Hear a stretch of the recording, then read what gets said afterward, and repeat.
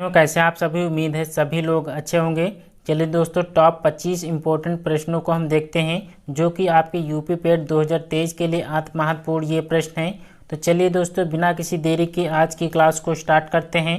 पहला प्रश्न, हाल ही में प्रधानमंत्री द्वारा किस स्थान पर भारत के पूर्वोत्तर भारत के पहले एम्स का उद्घाटन किया है?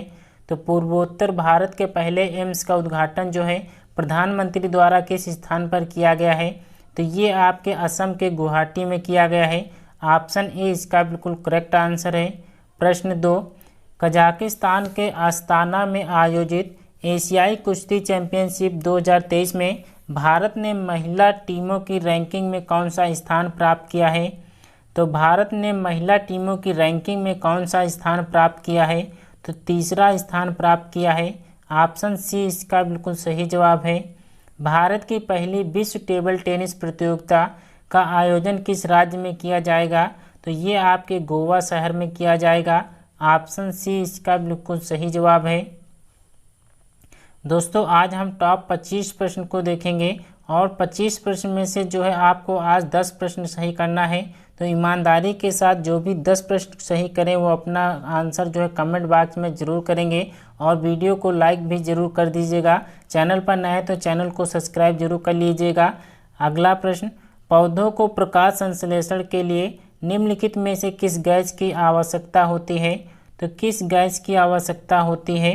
कार्बन डाइऑक्साइड की आवश्यकता होती है। ऑप्शन सी इसका करेक्ट आंसर है। निम्नलिखित में से कौन सा संक्रामक रोग का एक उदाहरण है? तो संक्रामक रोग का एक उदाहरण कौन सा है? तो तापेदिक जो है ये आपका इसका बिल्कुल करेक्ट आंसर है। गैल्वनीकरण की प्रक्रिया में लोहे पर किसकी परत चढ़ाया जाता है? तो लोहे पर किसकी परत चढ़ाया जाता है? तो जस्ता इसका बिल्कुल करेक्ट आंसर है। मधुबनी कला किस भारतीय राज्य से संबंधित है? मधुबनी कला किस भारतीय राज्य से संबंधित है? तो ये आपके बिहार से संबंधित है। मोस्ट एमपी प्रश्न है, कई बार आपका परीक्षा में रिपीट हुआ प्रश्न है। अगला प्रश्न, भारत के उच्चतम न्यायालय की प्रथम महिला न्यायाधीश कौन है? तो प्रथम महिला न्यायाधीश आपसे पूछा गया है। तो एम फातिमा बीबी जो है भारत के उच्चतम न्यायालय की प्रथम महिला न्यायाधीश थी। तो ऑप्शन डी इसका बिल्कुल करेक्ट आंसर है। अगला प्रश्न, सरोक महोत्सव किस भारतीय राज्य की जनजातियों द्वारा मनाया जाता है? सरोक महोत्सव जो है भारतीय राज्य की किन जनजातियों द्वारा मनाया जाता है? तो अरुणाचल प्रदेश इसका बिल्कुल करेक्ट आंसर है। अगला प्रश्न, भारत ने किसे हराकर पहली बार थॉमस कप जीता है? तो भारत ने किसे हराकर थॉमस कप पहली बार जीता है? तो इंडोनेशिया को हराकर थॉमस कप जीता है। ऑप्शन डी इसका बिल्कुल करेक्ट आंसर है। अगला प्रश्न, महेंद्रगिरी की दूसरी सबसे ऊंची चोटी कौन सी है? महेंद्रगिरी की दूसरी सबसे ऊंची चोटी आपसे पूछा गया है। तो पूर्वी घाट इसका बिल्कुल करेक्ट आंसर है। अगला प्रश्न, 1774 में सर्वोच्च न्यायालय को किस शहर में फोर्ट विलियम में शीर्ष न्यायालय के रूप में स्थापित किया गया? तो किसे जो है न्यायालय में रूप में स्थापित किया? तो कलकत्ता इसका बिल्कुल करेक्ट आंसर है। प्रश्न, नमक सत्याग्रह आंदोलन के लिए महात्मा गांधी ने लगभग कितनी दूरी तय की थी? तो लगभग कितनी दूरी तय की थी? तो ये आपके 241 मील की दूरी तय की थी। ऑप्शन सी इसका बिल्कुल करेक्ट आंसर है। भारत के उत्तरी मैदान पूरी तरह से किस मिट्टी से निर्मित हैं? प्रश्न 14 का जवाब कीजिए। तो भारत के उत्तरी मैदान पूरी तरह किस मिट्टी से निर्मित हैं? तो ये आपके जलोढ़ मिट्टी से निर्मित हैं। ऑप्शन बी इसका बिल्कुल करेक्ट आंसर है। अगला प्रश्न, प्रागैतिहासिक काल को पहले किस युग में जाना जाता था? तो युग को जो है क्या कहा जाता था? तो पूरा पाषाण काल कहा जाता था। ऑप्शन डी इसका बिल्कुल करेक्ट आंसर है। पहला मुगल बादशाह कौन था?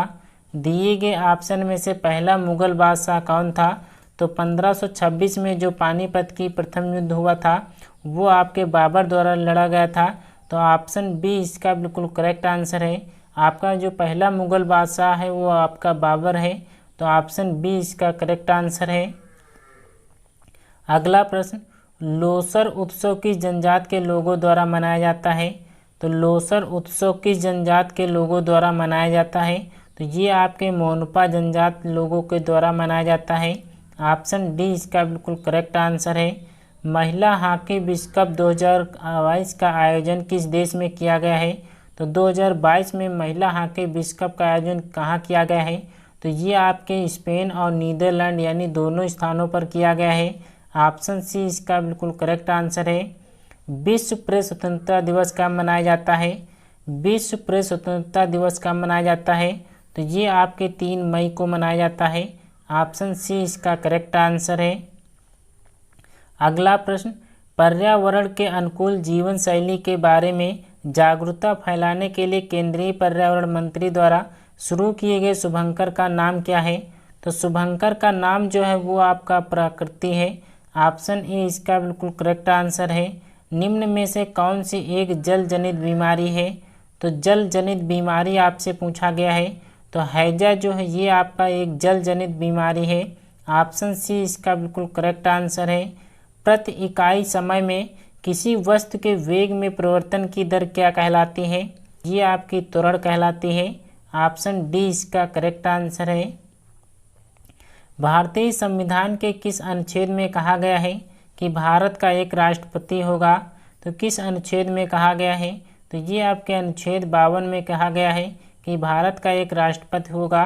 तो ऑप्शन डी इसका करेक्ट आंसर है। अगला प्रश्न, किस राज्य में स्थायी वनों द्वारा आच्छादित क्षेत्रफल सर्वाधिक है? तो आच्छादित जो क्षेत्रफल है वो सबसे ज़्यादा कहाँ है? तो आपके मध्य प्रदेश में है।